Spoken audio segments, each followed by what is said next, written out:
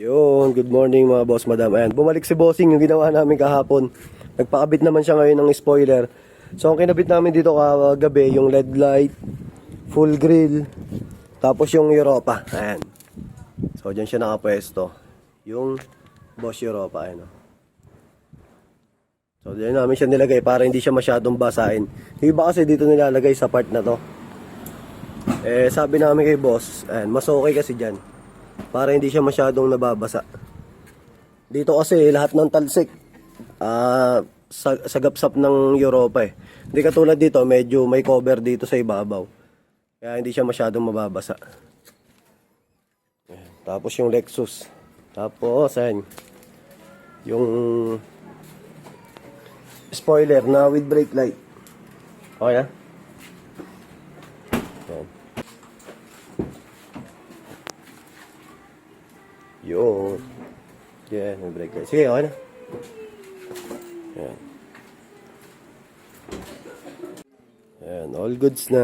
So, sa mga gusto available yun sa JLG Car Accessories, Motomac Works, sa vlog natin, yung JLG Car Motovlog. So, eto pala yung Europa, plug and play yan. Tapos, may relay yan. Para lumabas yung magandang tunog ng Europa. Tapos, original yung relay, original yung Bosch. Okay, patesting ako ng busina.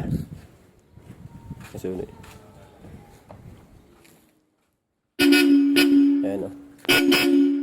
Okay.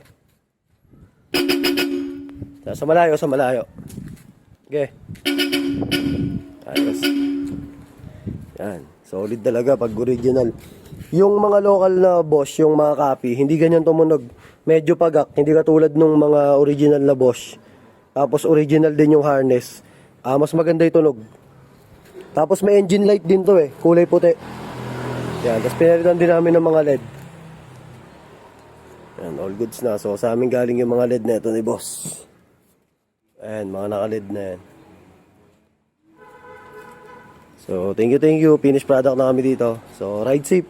Sa usunod, yung next na budget ni Bossing pala, yung DRL. Papalagay din siya ng DRL. Yan.